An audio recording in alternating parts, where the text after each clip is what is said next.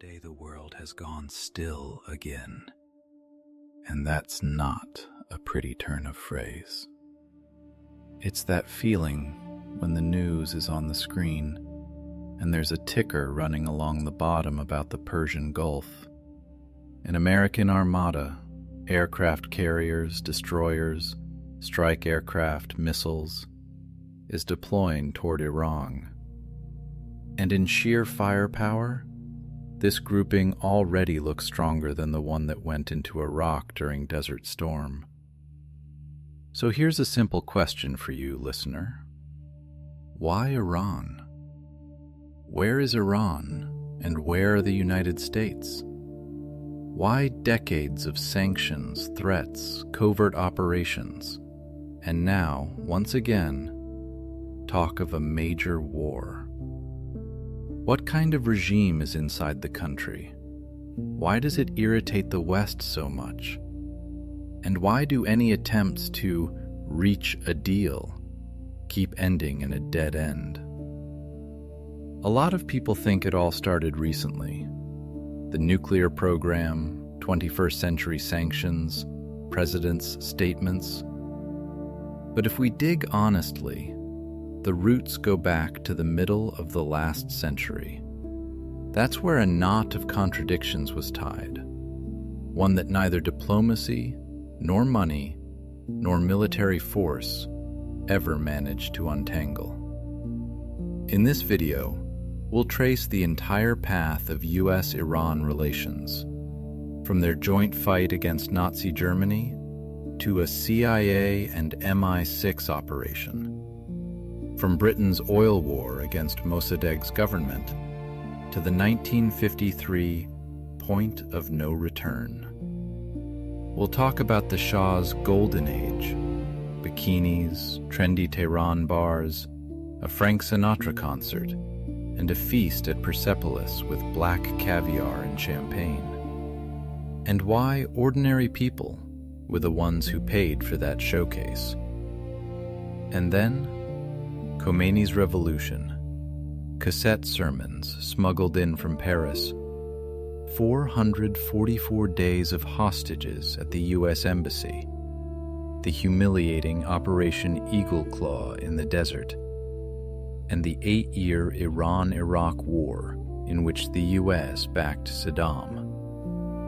And finally, the Strait of Hormuz, the IRGC, the 2015 nuclear deal and its collapse in 2018. You with me? Then let's begin with the moment Iran first became more than just a country on a map. It became a staging ground for great powers, and perhaps a hostage to their interests.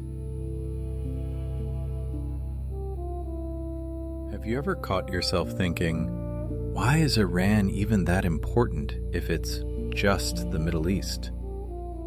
You're about to see exactly why. Because back in the 1940s, Iran ended up on a table where the big players moved pieces around without asking the homeowner. Block 1 is called Iran in World War II, a great power staging ground. Early 40s, 1940, Iran is ruled by Reza Shah Pahlavi, and he doesn't exactly look like a man eager to lie down under a single power. He tries to maneuver. On one side, Britain's traditionally strong influence. On the other, the Soviet Union, the giant to the north. And then Germany enters the equation. German influence grows quickly. German engineers, advisors, technology. For Iran, it looks like a chance to modernize and strengthen its independence. For Hitler, it's a convenient foothold. Pressure Britain in the region, keep roots and oil on edge.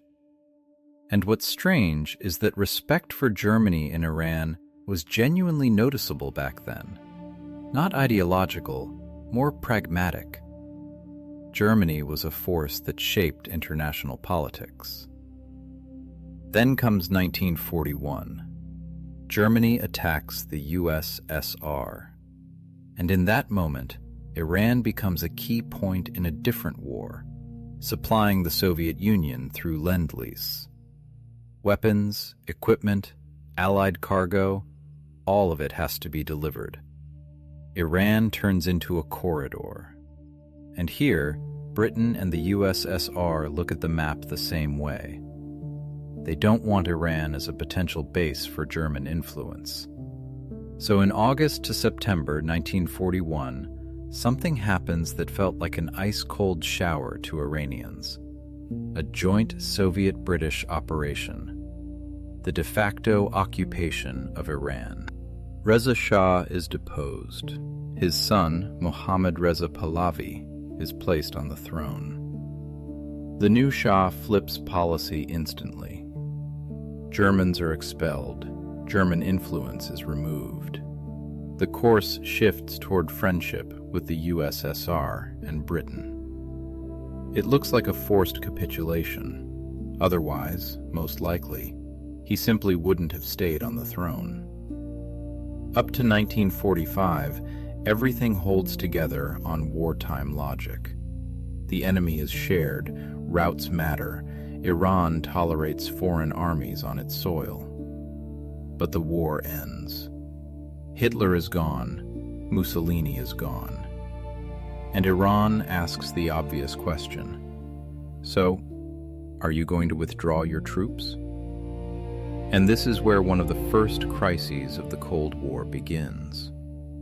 In 1946, under international pressure, the Soviet Union pulls out. But by then, two structures had already appeared, ones Iran would remember for a long time. Iranian Kurdistan and Iranian Azerbaijan, puppet republics under Moscow's control. And as soon as Soviet troops leave, those projects collapse. Iranian authorities crush the separatism. And now, another turn. Mohammad Reza Pahlavi quickly bounces off the Soviet direction and bets on Britain and the United States. Western capital enters the country, above all, into oil. And it seems that's it. They found the formula. Oil is pumped, revenues are split, the Shah's regime prospers, and the country should prosper too.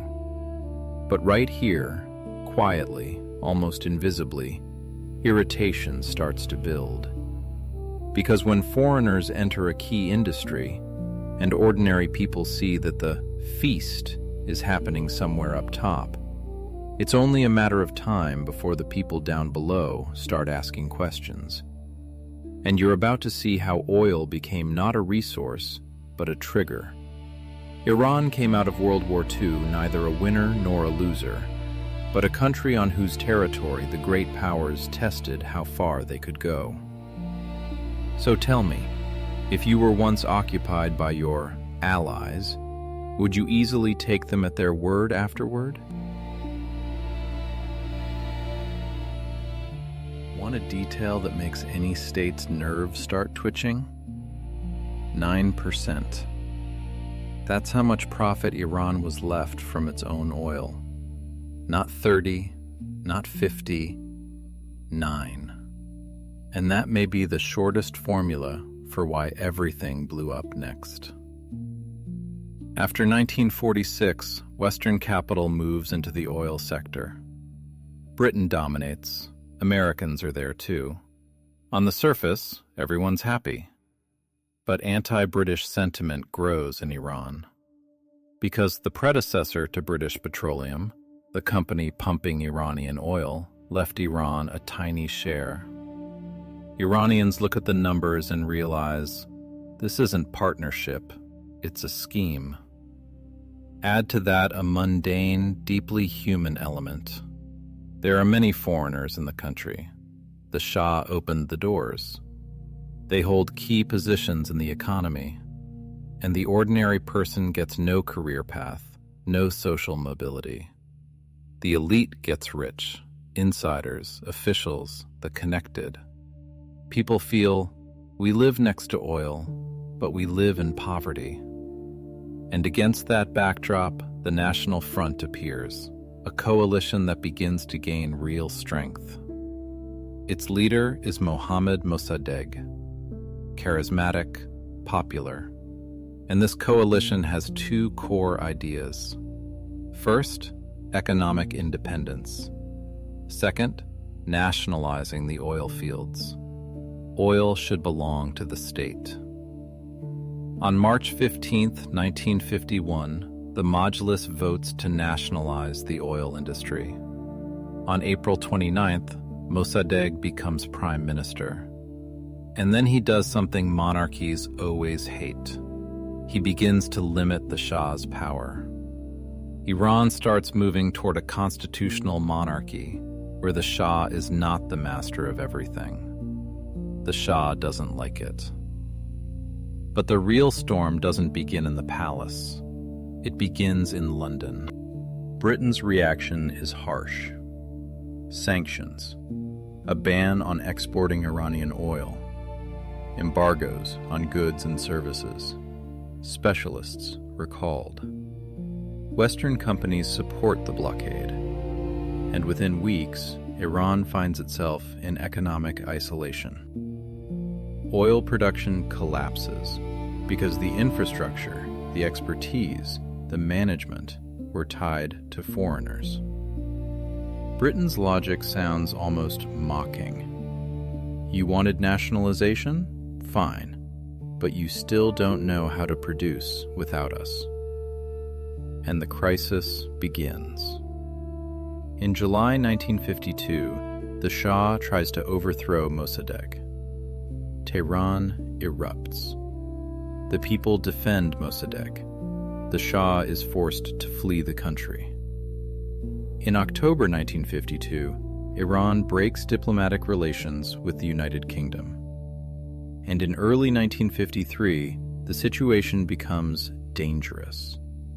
International isolation, an economic crisis, popular enthusiasm fading, because life hasn't gotten better. And most importantly, there's no normalization. What's more, the US and Britain realize they can't reach a deal with Mossadegh. And Mossadegh starts looking toward Moscow. And here, Washington and London switch to cold logic. They can't allow Iran to fall into the USSR's orbit. And if they can't make a deal, then the velocity have to change. Mossadegh lifted the country on an idea of justice, but he ended up trapped. There is oil, but it can't be sold.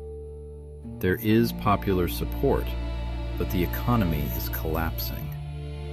Independence sounds beautiful, but there's a blockade all around.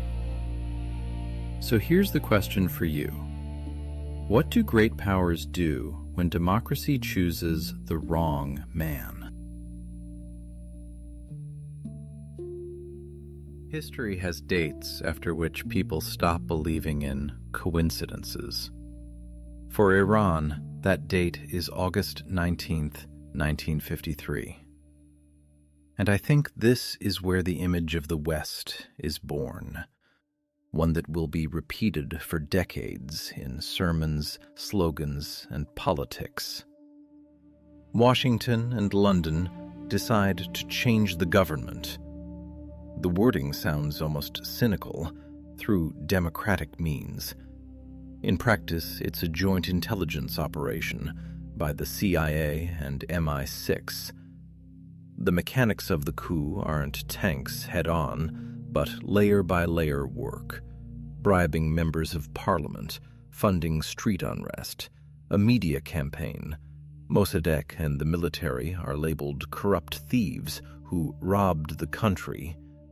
Society is shaken, a sense of chaos, deadlock, and threat is manufactured. On August 19, 1953, the military, led by General Zahedi, takes power. Mossadegh is overthrown. And an important detail, he isn't made into a public example. He's put under house arrest, where he will remain until his death. Not prison, not execution, but total removal from politics. Shah Mohammad Reza Pahlavi returns. Nationalization is rolled back. Oil is again under the control of Western companies. But with one nuance Iran will remember. Before, the British effectively controlled 100% of production and sales. Now, Americans receive 40%. They took part, so they get their share. And here is the key point. This is the point of no return. Iranians, for the first time on a mass scale, see that a legally elected leader can be removed if he interferes with someone else's interests. And if the West talks about democracy yesterday, but funds a coup tomorrow, then democracy is an instrument to them. After 1953, anti-Western, anti-American sentiment spikes, and it becomes clear that the road to 1979 doesn't begin with Khomeini. It begins right here, with this operation. The 1953 coup gave the Shah power, gave the West oil, and gave Iranians memory. Now try answering honestly. If your choice was once trampled by foreign money, would you later call those people partners, or would you wait for payback? There are eras that look like a celebration in photographs. And if you search Iran 1970s, you'll see women in bikinis, bars, parties, expensive cars. But here's the detective part. Those photos almost never show what's happening off camera, in the provinces, in poor neighborhoods, in queues, in fear of the secret police. After 1953, the Shah becomes the West's pillar. In 1954, an oil agreement. In 1957, the US and Iran sign an agreement on the peaceful use of atomic energy. That's how Iran's nuclear program begins. In 1972, Nixon visits Iran and promises the Shah support and supplies of any weapons except nuclear ones. Iran becomes a key US ally in the region. Tehran is called the Paris of the Middle East, alongside Beirut. Stars arrive, even Frank Sinatra. There are photos, recordings, a concert. The city looks wealthy, fashionable, confident. The Shah launches modernization, the so-called White Revolution. On the surface, a Western lifestyle, a showcase meant to say, we're a modern state, we're with the West, we're the region's future. But who is paying for the banquet? And here the questions begin, the kind that usually keep Vlasti awake at night. Wealth concentrates at the top, the connected, the elites, officials, they live differently. Ordinary people live poorly. Illiteracy, limited access to medicine and education, no social mobility. And there's a symbol still remembered like a scar, the Persepolis celebration. Pierre Cardin, tents, celebrities, tons of black caviar, champagne. Everything expensive, demonstrative, almost provocative. Motorcades, lines of Mercedes from the airport. And down below, people living on bread and water, watching guests upstairs eat lobster and caviar. To economic injustice, add the factor of force. The Shah relies on Savak, the security service. Brutality, repression, fear. And it's this machine of suppression that fuels hatred for the regime. And then another layer appears. Religion. More and more often, a thought is heard. We tried to be a Western showcase, but it didn't bring justice. So what's left as an anchor? Islam. Shia Islam, and Iran gradually becomes a center of that current. This is where a figure enters the stage, one the Shah first underestimated: Ruhollah Khomeini. He isn't seen as a political leader. His supporters are persecuted. He goes into exile, ends up in Paris. And from there, his sermons, on audio cassettes and leaflets, begin to seep into Iran. People listen in the provinces, in deep Iran. There are no parties or champagne there. There are ordinary people, hard work, the desire for a better life for their children. And Khomeini's simple words about justice and a religious state hit the nerve exactly. The Shah built modern Iran as a showcase for the world, but inside the country, a chasm was growing, one you can't close with concerts and fashion. So here's the question. When a government forces silence through fear, who learns to speak loudly first?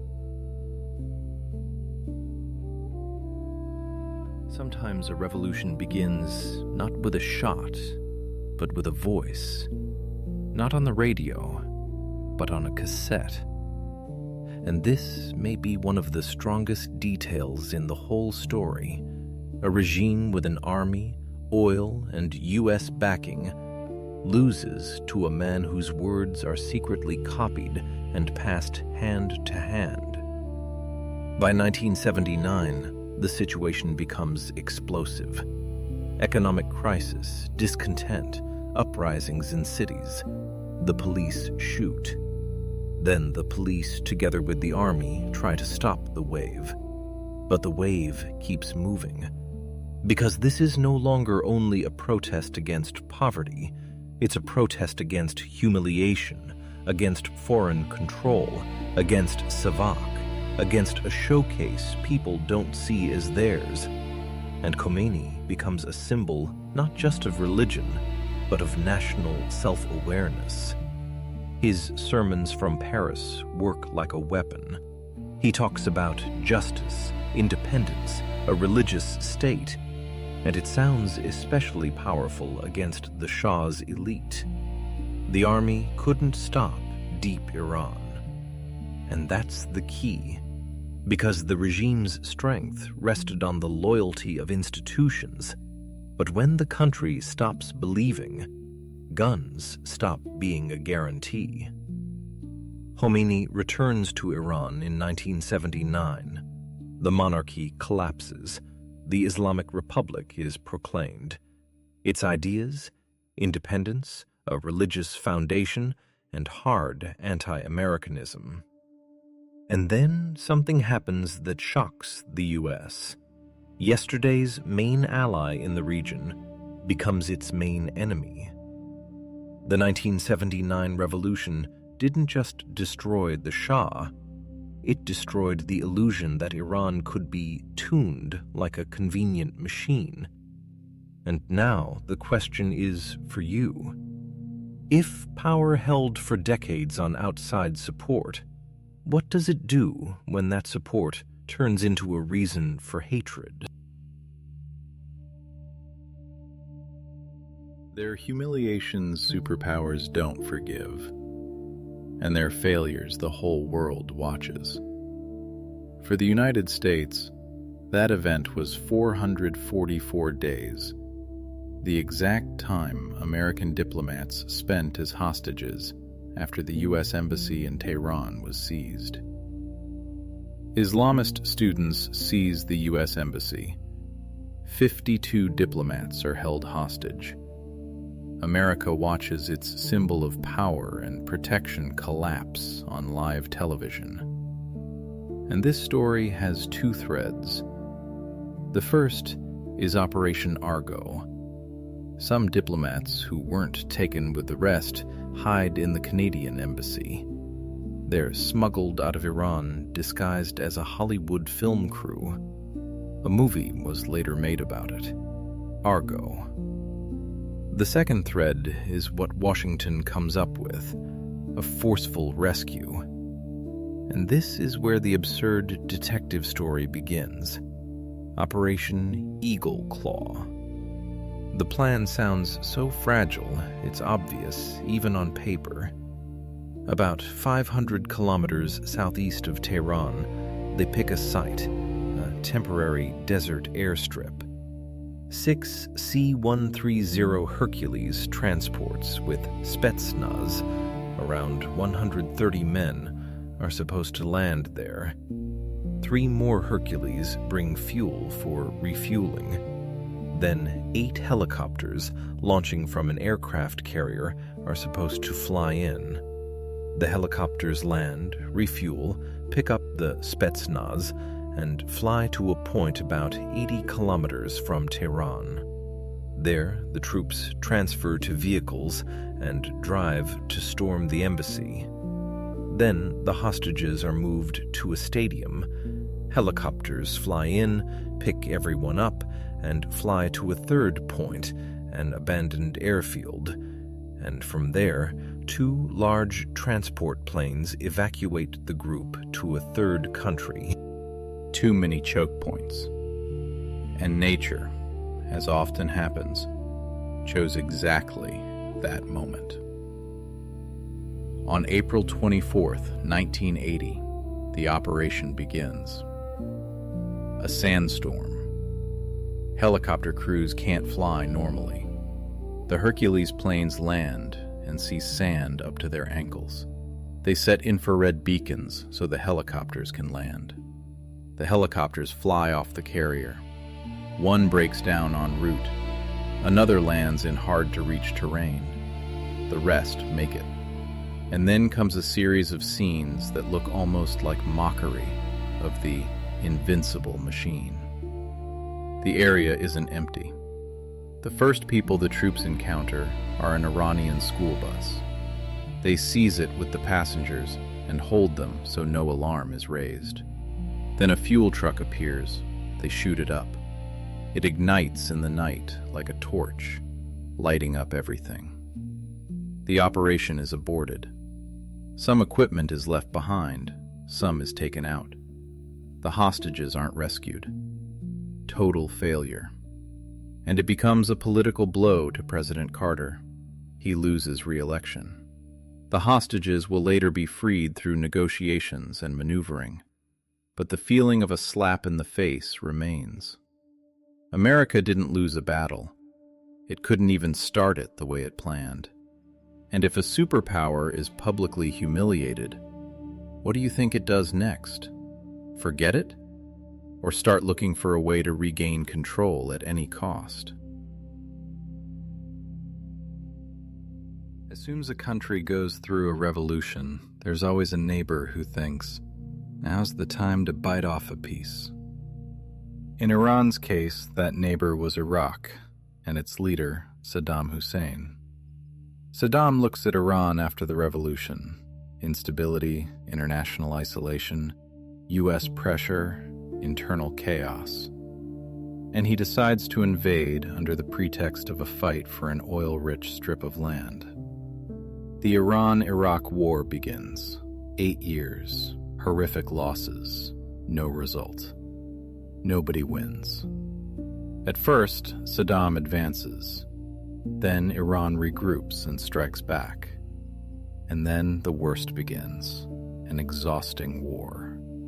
They hit infrastructure, oil facilities, the war of the cities, when civilian infrastructure is smashed, and the count isn't in frontline kilometers, but in ruined neighborhoods.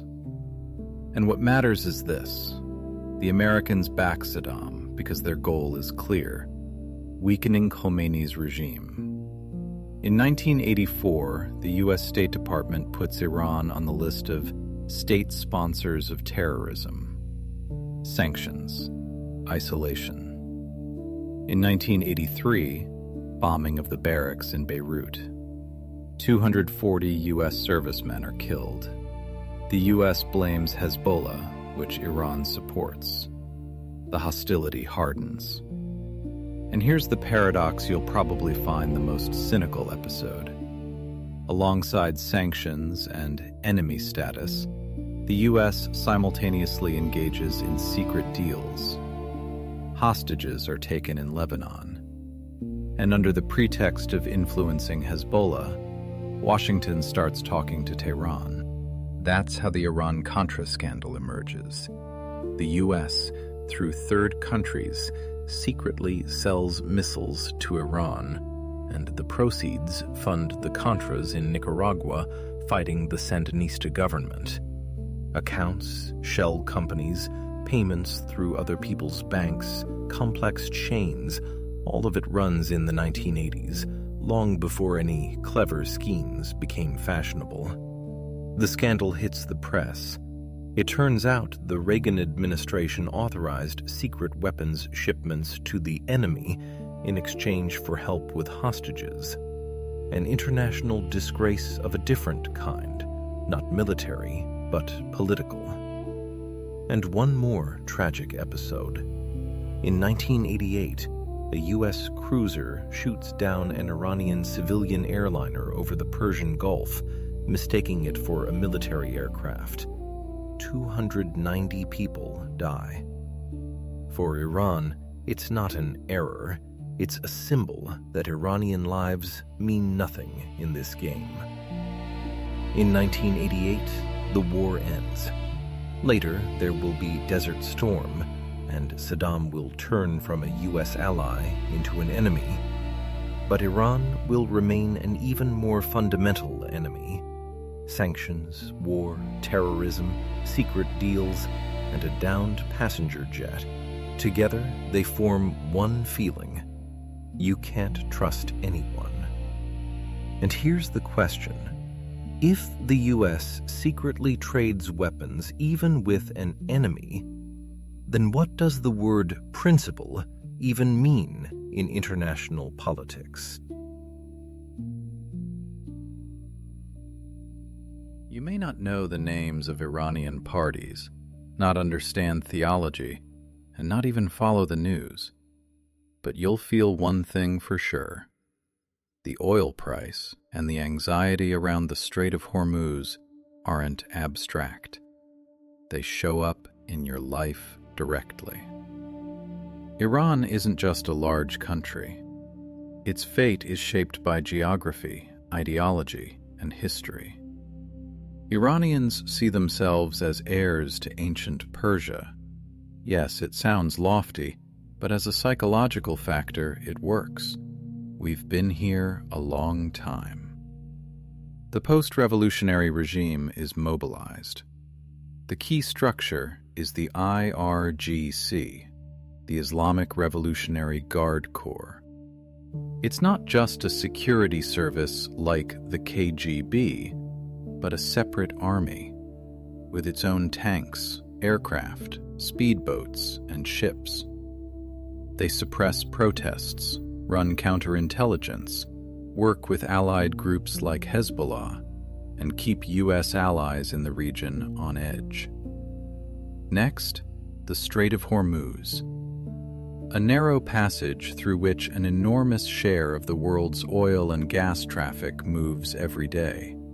Your text cites 30%. And the logic here is ironclad. Block the strait even briefly, and prices can jump by tens of %. On one shore, U.S. allies, Saudi Arabia, the UAE. On the other, Iran, which doctrinally views the U.S. as the source of threat. Plus, the nuclear program. It becomes the central lever of pressure and the central fear of Iran's opponents. In 2015, there was a deal. Some sanctions were lifted, Iran allowed more inspectors, declared it was pursuing a peaceful program. It looked like détente was taking shape. But in 2018, under Trump, the U.S. exits that framework, and the pendulum swings back into sanctions and confrontation. And there's one more factor that constantly amplifies tension: Israel. Iran's leadership openly says Israel should not exist. Israel sees Iran as an existential threat. Israel's influence in Washington is strong. The U.S. is Israel's ally, and Israel keeps pushing for a hard line against Tehran. Iran also acts through proxies, support for Hezbollah, regional influence, work through allied forces. The result is a constant sense that a strike can come from anywhere, and formally, Iran has nothing to do with it, even though everyone understands who's behind it. And so we get to the question, what do the U.S. want?